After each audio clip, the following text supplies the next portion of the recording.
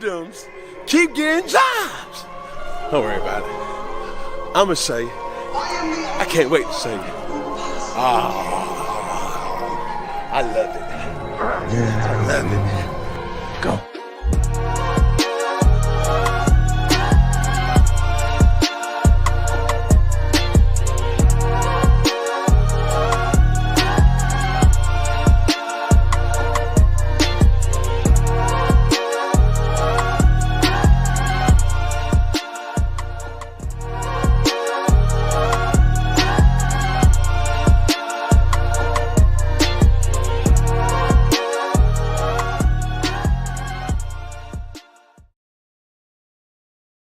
What's going on, ladies and gentlemen, and welcome to the NotBland Show, this NFL Week 2 version of the NotBland Show. I'm your host, Dujane Bland, and as you all know, we are brought to you by Everything Nitro and Sports Journey. SportsJourney.com is where you'll find all of our great work. We've got guys like Connor Forrest and Bob Matthews, and the guy Serge the Shooter, and of course, Lake Lewis Jr. with all your coverage of the NFL and the Commanders. As we get into this week 2 deal, what a week, huh? It's been wild all over the NFL. You're seeing losses that maybe you didn't think would be. You're seeing winners that you didn't think would be either. I mean, the Minnesota Vikings have 2 of those babies, and their quarterback is Sam Darnold. Surprise, ain't it? Big surprise. A lot of ups and downs this week, and we're going to get to it. But before we get to it, it's been a great week in drag racing. And, of course, you know we are sponsored by Drag Race Bracket Bonanza. I had a pretty good week considering. I think I finished pretty good overall. Had my bracket for Pro Stock was pretty solid. Top Fuel was done, though, pretty early. And it gets ugly from there, but we're hanging in there. It wasn't as bad as it could have been. And so before we get into this week 2 NFL, we'll have a word from our sponsor. Drag racing fans, check out Drag Race Bracket Bonanza. It's the free family-friendly fantasy bracket game. Now, after final qualifying at every national event, you can fill out your bracket for all the pro classes. It's free, easy to click on your picks. If you need some help, just hit the randomizer button to fill in the blanks. It's for fun, stay engaged, and pick your winners today.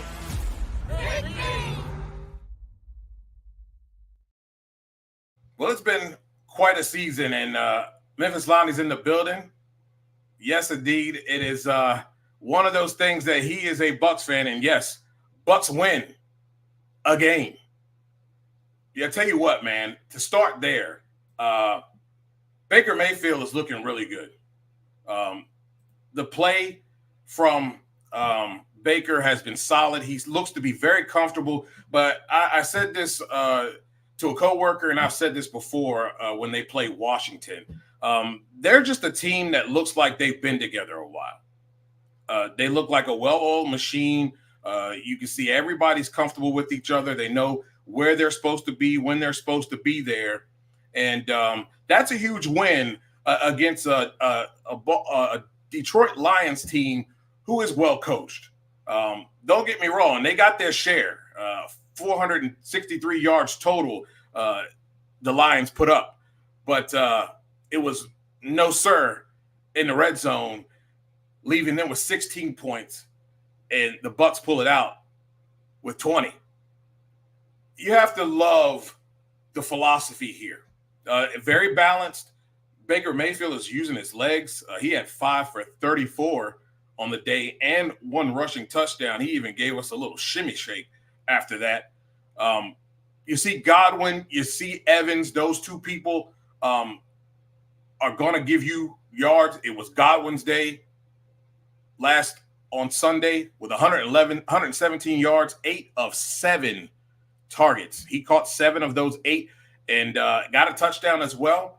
Look, that's the type of production you want to see. And to be honest, sure, they gave up 16 points on defense, but you'll take that all day long, right?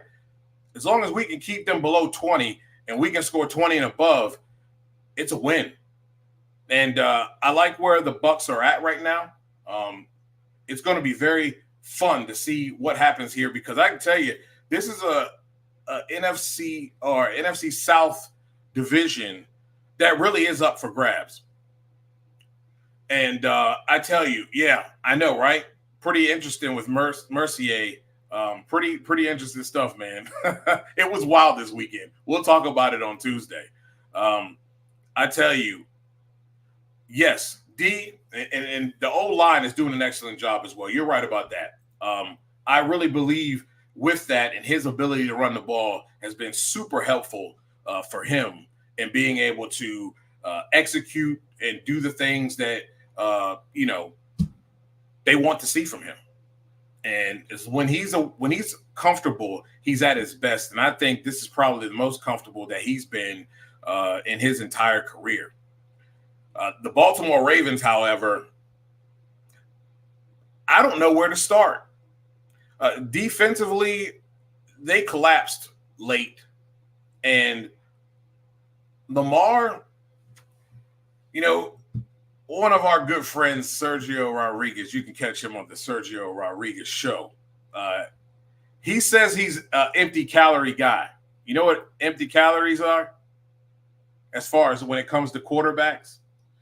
Well, it's the type of guy who stats look good, very inflated. When you look at the numbers, that's MVP type numbers. As you know, another MVP for him. But when it comes down to winning ball games, he just doesn't seem to execute and do the things necessary in those moments to rise up and be able to take a ball game away from an opposing team. And I was kind of against what he said, but here we are. They're 0-2, and in 2 weeks, when the moment and the lights were bright and the stars needed to rise, Lamar seemed to come up short. Whether it's collectively, offensively, whether it's just him. But I can tell you right now, they've got a good running game. Obviously, he went 5 for 45. Derrick Henry went 18 carries for 84 yards and a tutty. But he's throwing interceptions. He's got another one on the day. Zay Flowers did his job. 7 catches of those 11 targets and 91 yards and 1 touchdown. So he's doing his job. But you also can't come into a game against a team that's coached by Mr. Pierce. Antonio Pierce, that is. The Giant great, the Redskin great. And think that they're not going to get you if you allow them to hang around. And that's exactly what the Baltimore Ravens did. They allowed them to hang around and hang around and hang around. And when you got Minshew Mania on the other side, anything could happen. And that's exactly what happened. They went up and they took that game from the Baltimore Ravens. They were like, hey, man, y'all going to let us hang here and keep it close and give us an opportunity. Well, we're just going to take the opportunity. And that's exactly what they did. I mean, Baltimore Ravens had 383 yards of total offense on the day. Very good rushing day, very balanced. 232 yards passing, 151 yards rushing, very balanced. That should be a winning formula.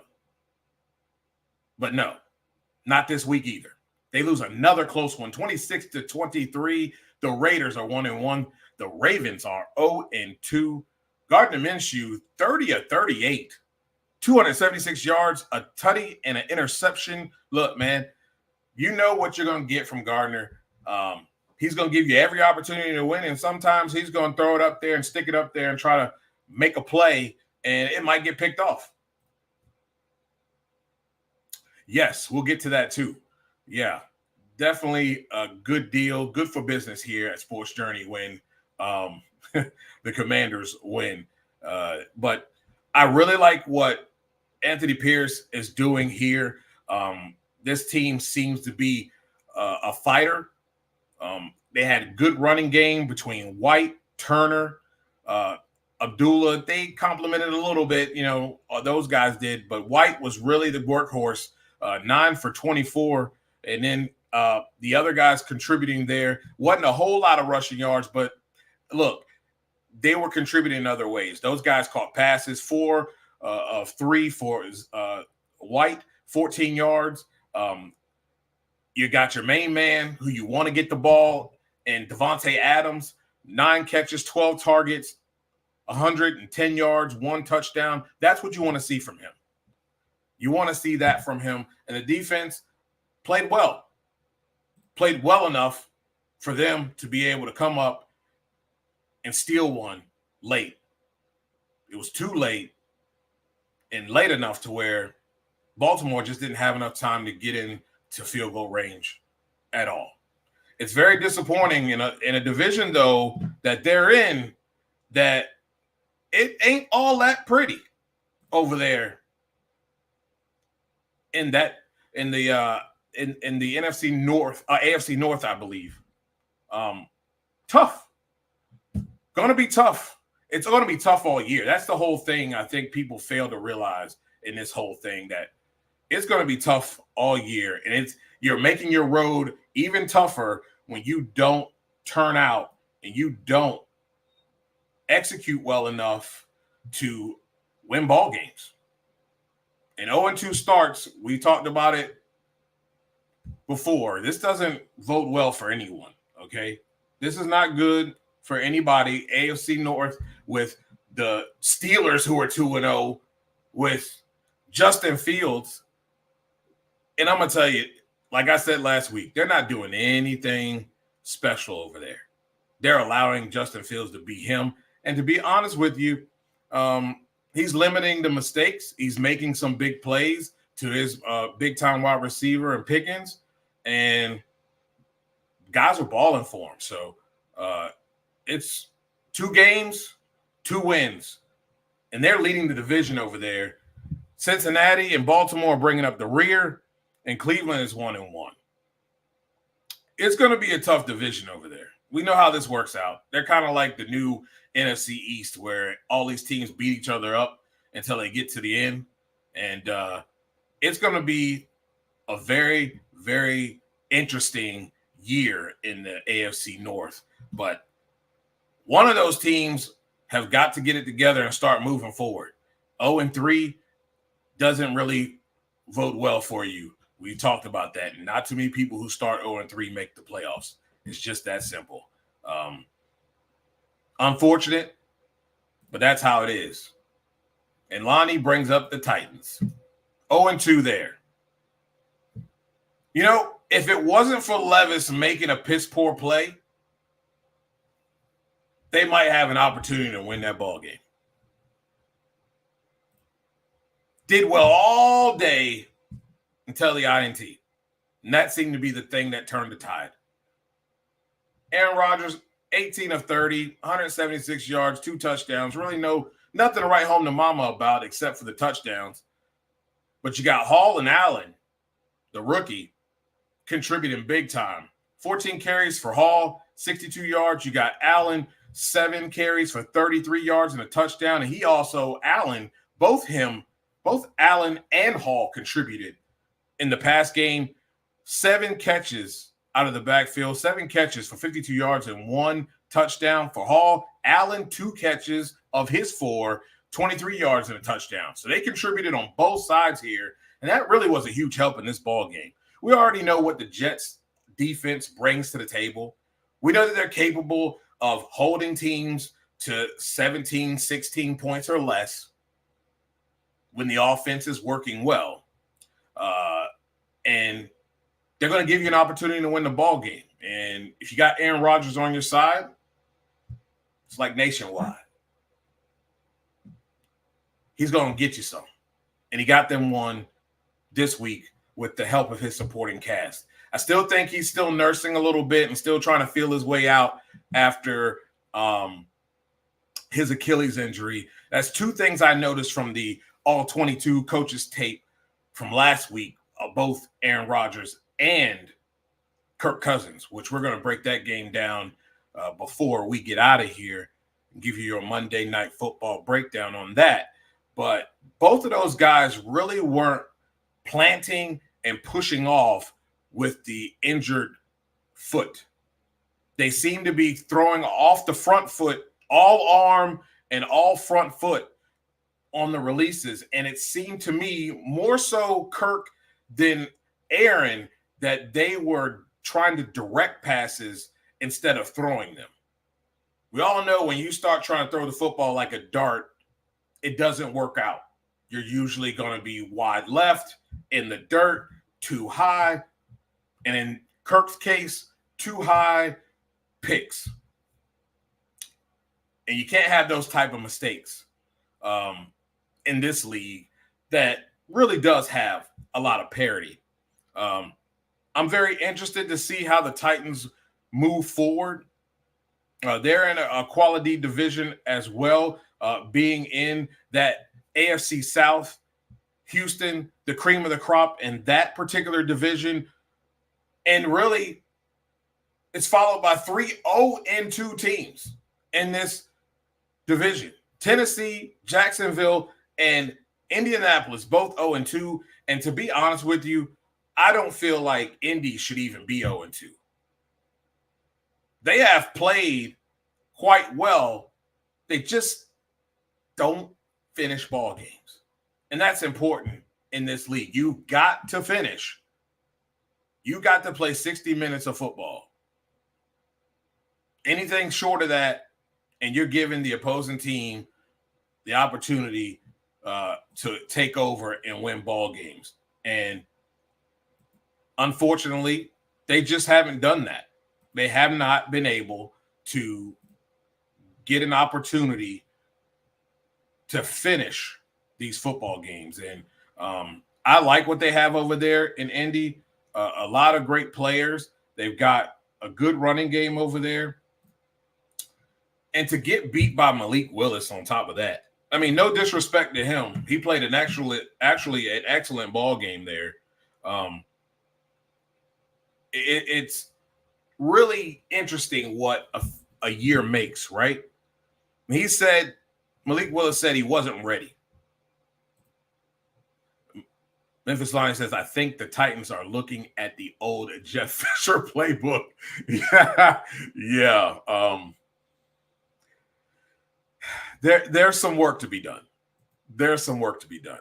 The good thing is, though, I believe that they do have the talent to be able to be decent. I do think they're a 500 ball club. There's just too many other. Houston's better, and I think Jacksonville and Indy are better than what they have showed in the first 2 games. The Colts were only able to score 10 points. They got nothing in the first, the first half of the football game, and it really just all boils down to this. You can't turn the ball over 3 times, my friends, and think you're going to win a football game. Even against the worst teams, you cannot turn the ball over 3 times and think you're going to win. I know everybody thought that the Packers were dead in the water when Jordan Love decided to get hurt, and I don't blame him because I felt like that play was a little bit on the dirty side. You don't really have to do a man like that the way he was done, and his knee was pulled on like that.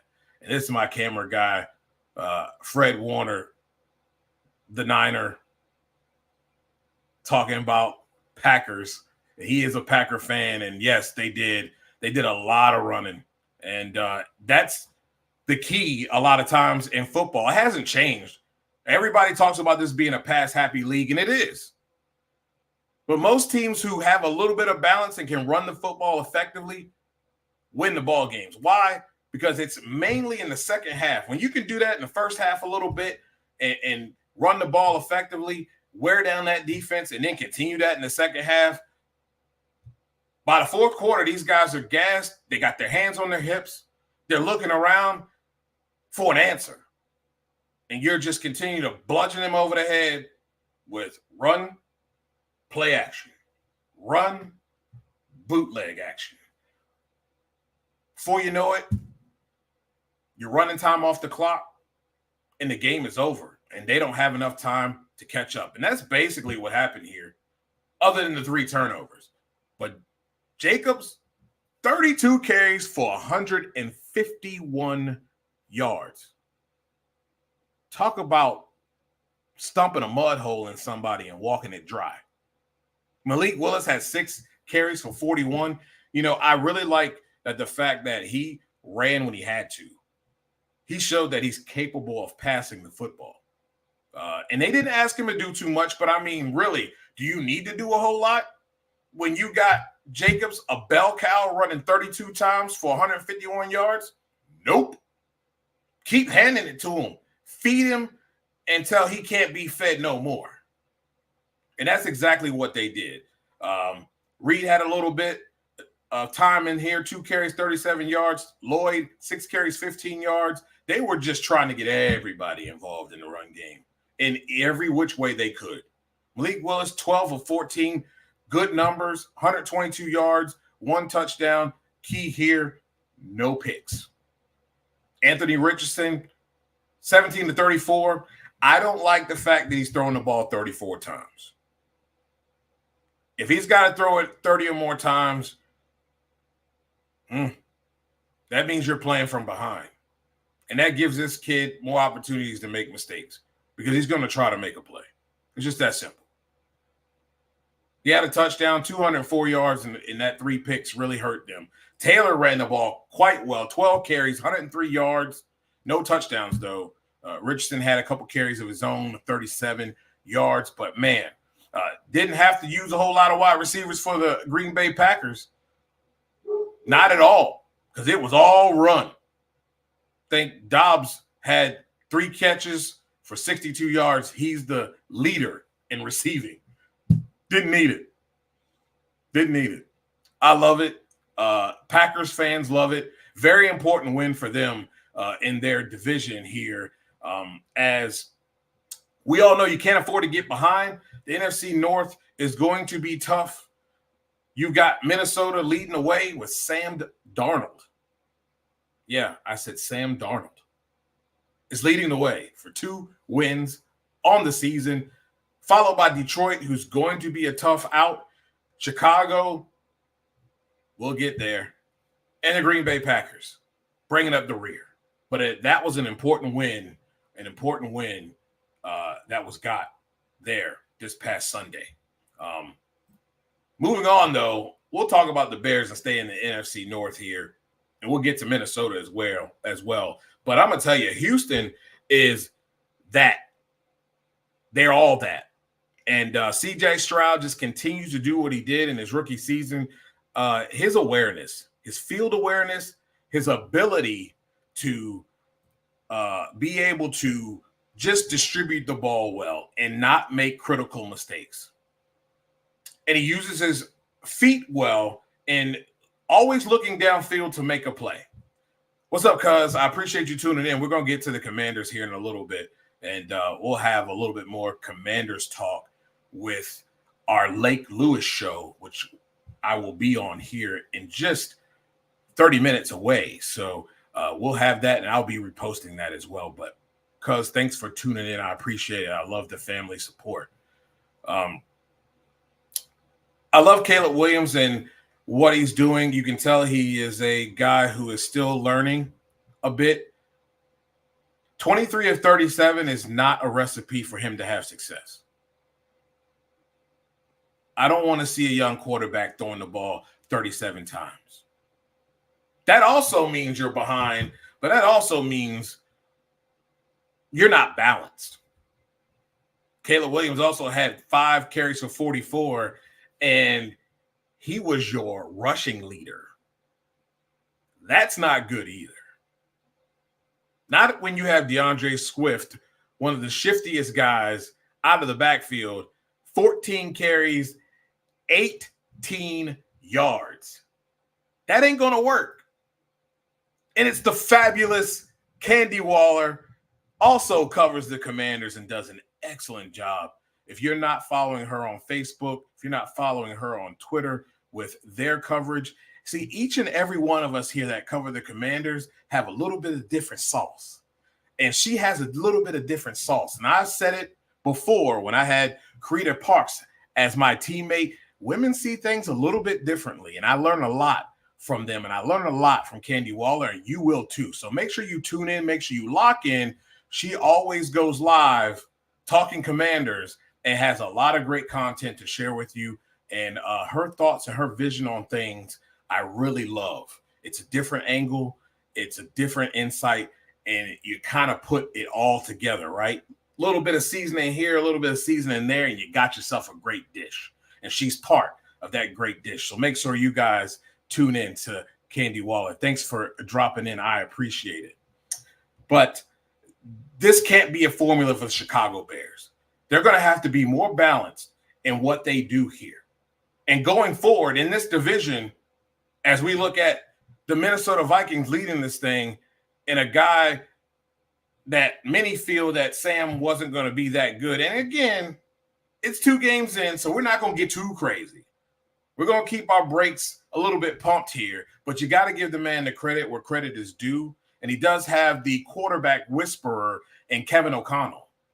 Kevin O'Connell, to me, would have had a great quarterback and a very solid quarterback in JJ if he didn't get hurt.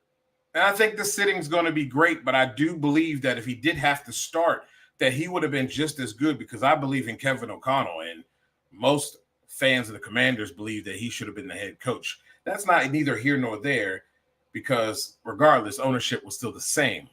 But this guy has done and worked wonders with quarterbacks, and he's working quite some wonders here with Sam Darnold in this Minnesota Vikings team. So the balance is going to have to be here. But the Texans are the front runners, and they're going to be a tough out. It's going to be awesome to see what continues to transpire with this football team as they go forward. And we'll go right into the Minnesota Vikings and the 49ers. What can you say? Both teams almost up 400 yards. 49ers were very, very balanced. Again, both quarterbacks had turnovers, but at the end of the day, Sam, 2 touchdowns, 1 interception. He was 17 of 26 on the day. Last week, he was 19 of 24 for 208 yards and 2 touchdowns and 1 interception again. Pretty much a rinse and repeat type of deal. But, man, when you got guys like Chandler running the ball, 10 carries for 82 yards, and then you've got Justin Jefferson on your side, they targeted him 7 times. He caught 4 of those babies for 133 yards and a touchdown. The long was 97 yards. That's what you want to see. Naylor giving his contributions as well and getting a touchdown. This Vikings team is rolling. Looks very, very good. They look balanced.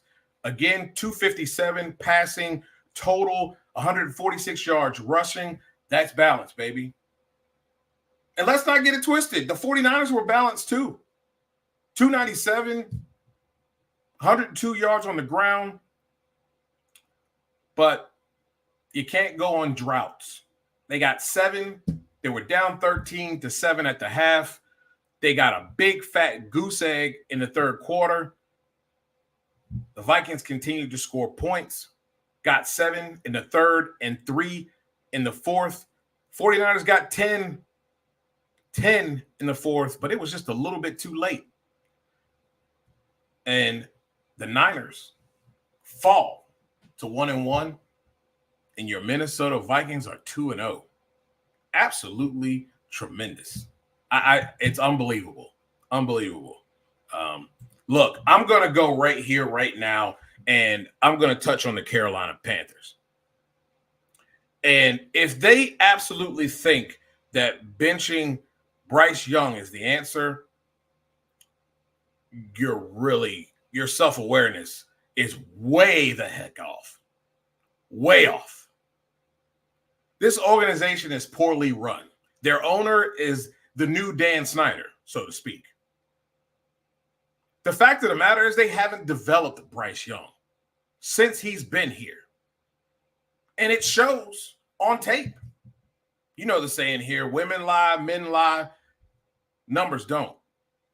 And when you look at the numbers, when you look at the tape of how his play is, he looks like a rookie quarterback that has not progressed at all.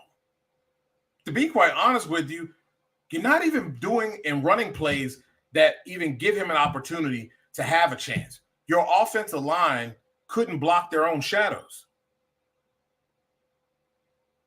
It's embarrassing.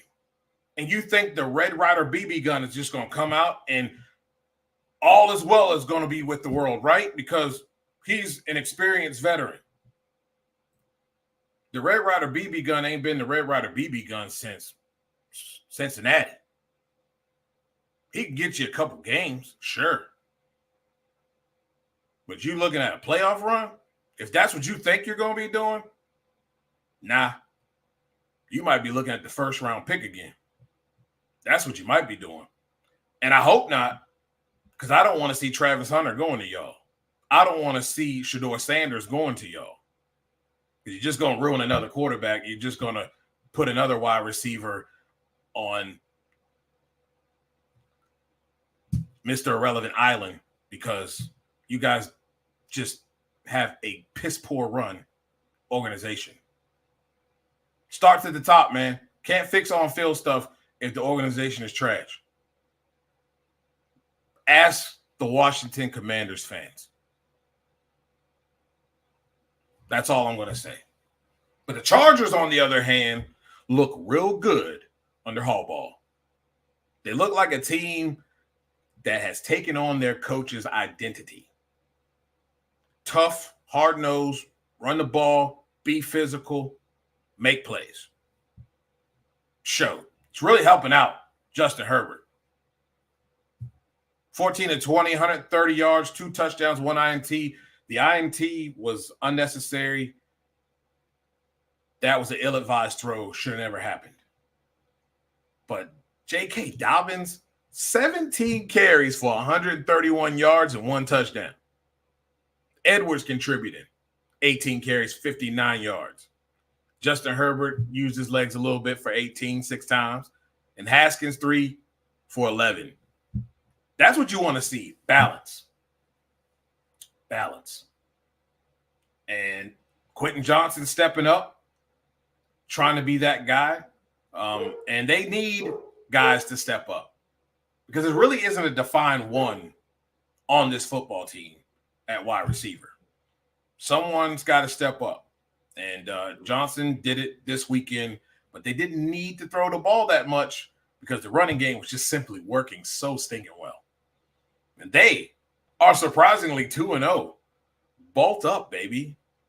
It's nice to see as a Chargers fan. It is very nice to see. And hope this continues. Tough division, though, man. This division is absolutely a slaughterhouse. You know? Chargers, Kansas City, Raiders, Denver. And I know Denver's 0-2, but look, man, that's not going to last forever. I don't think that's going to last forever. I do think Bo Nix is going to be solid. It's going to take a little time. But this is a murderer's row if you're in this division. Just because you got to go through Kansas City. We're going to talk about that right now. So it is your Monday Night Football matchup here is the Eagles versus the Falcons. You said, I hate to point out to Dujane, but your chat screen dropped. The colors and yellow and black. Are you a close Steeler fan? No, just like black and yellow. Just like black and yellow. No, I don't like the terrible towels. Not even a little bit. But your Monday Night Football game is Falcons and Eagles. And look, I'm going to start with the Atlanta Falcons first. The great thing that we saw last week is that this defense is more than capable of holding teams down. 6 field goals.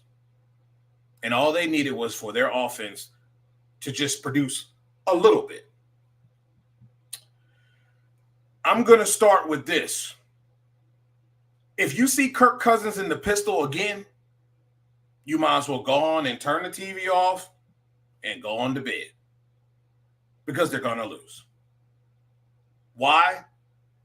Do you think any defense in week 2, hell, all year, is going to think that Kirk Cousins is going to run or has an opportunity to pull that ball and run coming off an Achilles? Collectively, let's all say it together. No. So stop lining up in a pistol when they know he's not going anywhere. It's the most ridiculous thing I saw all game against the Steelers. It was pretty much the reason why they lost. You're not giving him anything. 2, Kirk, you're going to have to start trusting the Achilles repair. Like I said about Aaron Rodgers, we talked about it earlier. Aaron and Kirk looked like they did not want to plant and push off. And Cousins was not pushing off. I watched the all 22. I watched the coach's tape from both angles, and he was not trying to plant on that back foot. And it looked like he didn't have a lot of hop and giddy up, or he just didn't want to do it. You can't keep nursing it. You're going to have to trust it because Kirk was throwing the ball off his front foot using his arm and his front foot to throw the ball. And it showed because there were balls that he was trying to fit into double coverage that if he had thrown it over the top, likely would have had a better chance and kept it out of harm's way. They were in harm's way, and they were thrown as picks. And the fans were totally upset. They should be. But again, as I've stated, sometimes you're going to get good Kirk Cousins, and sometimes you're going to get bad Kirk Cousins, and that's bad Kirk. But they've got to right that ship today. You got to find ways to get your playmakers the ball, and I'm not talking about just Bijan Robinson. We know what he's going to be. He pretty much carried that offense last week. But they've got to get Pitts and London involved in the play and in the scheme of things. You got to give them an opportunity to do what they do best. And both of those guys can make people miss in the open field. But you're going against an Eagles defense and you're in Philly in one of the tough places to play. And you can't let this game get out of hand. And the Philly defense is pretty tough. They're pretty tough to a degree. The one thing they don't do well is stop the run. And you don't need to be running outside to get them run rate at them. And really running at them is going to help this offensive line, who I believe is really well. They are a solid offensive line. With that running game and with the combination of Robinson and Algier, there's no reason why the Falcons shouldn't be able to run the ball quite well, giving Kirk Cousins an opportunity to have that play action. He can't be a statue back there. You can't just drop him back 5 and 7 step drops and think you're going to get away with it, because defenses are very well tuned in to, after they see that's all you're going to do, the only thing they're looking for their front four to do is to have a meeting at the quarterback. If he beats us, he beats us. But we're going to do our best to get to the quarterback and disrupt and bring him down. And that's what's going to end up happening. So you're going to have to move Kirk in some type of boots and play action. Keep them off guard. Keep them guessing. That's going to be important. As far as the Eagles offense, I'm not a believer yet. But with Pickens catching the balls that he was catching in the open field, if you're going to allow A.J. Brown to do those same things, you might as well call it curtains. Good night. Because they're going to make big plays. I mean, in their first game, they 410 yards of offense, 144 yards on the ground. Saquon is a must stop. If you take him away and make Jalen Hurts a one-dimensional quarterback, we've already seen what that's capable of. And he wasn't a one-dimensional quarterback in their first game, and he threw 2 picks. The running game saved them. Saquon, 24 carries, 109 yards, 2 touchdowns.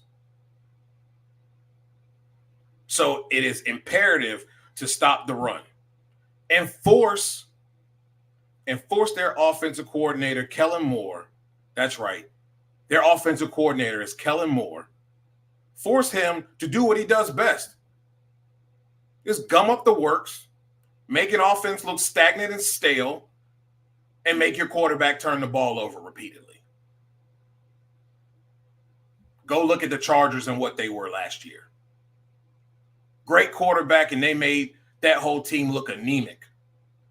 I do not believe in Kellen Moore as an offensive coordinator. He's just fortunate that he's got a running back in Saquon Barkley to be able to help him out a little bit. But if this Falcons defense can take him away and make them one-dimensional, they have a very good chance. And I think you're going to have to get some turnovers here that are going to result into points in order to help this offense out a little bit. I know Falcons fans are hoping that they can get the ball rolling here. I think we'll see a little bit better offense, but I think this is kind of a 24-17 type of ball game here. I think this is 24-17 Eagles. Eagles have been together before. They've got a formidable running game that you have to respect. They also are at home. That field is very hard to play at.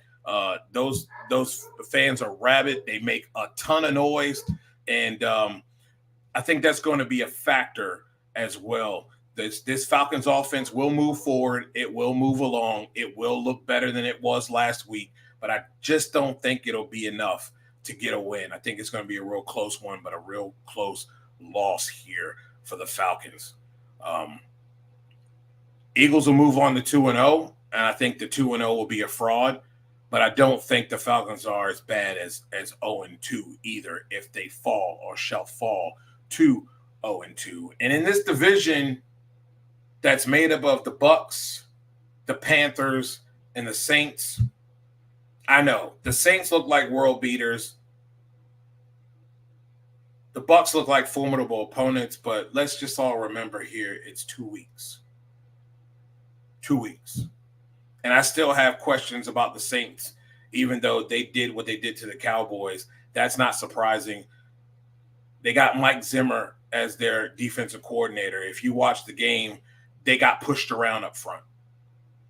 So the Saints coach is still Dennis Allen, and I don't trust him. So until he proves me wrong, I think everyone in this division, regardless of the start, has an opportunity. And the Falcons will have an opportunity. But, hey, man, the way this has been going this weekend, the Falcons have just as much of a chance to win the game as anybody, because we saw a lot of games this week that ended up turning out to be not what we thought they would be. A lot of upsets. Even week one showed that as well. A lot of upsets in week one.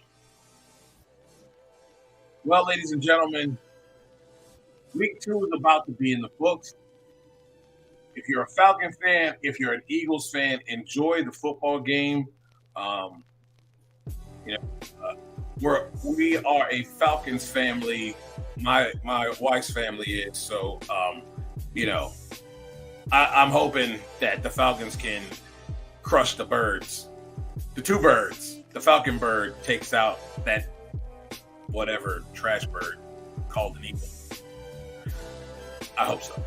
Well, ladies and gentlemen, thank you for tuning in. Tomorrow, we're going to talk NHRA drag racing, and boy, oh boy, it didn't disappoint this week, did it? The playoffs have begun, and let the shooting begin. Because there's going to be a lot of guys shooting their shot. A lot of guys taking haymaker throws to try to get themselves and position themselves in 3 weeks to be in a attack mode to be able to jump and get that championship in the last 3 races of the playoffs. It's going to be a phenomenal finish to this season. We're going to talk about some new developments that I already told you guys that was going to happen in Top Fuel anyway. That's no surprise to me. Shouldn't be surprised to the fans here at the NotBland Show either, because we talked about that. But, man, it's going to be fun. We'll see you again on Monday for week 3. And, boy, it should be fun. It should be fun. Again, thank you so much. Good night, everybody.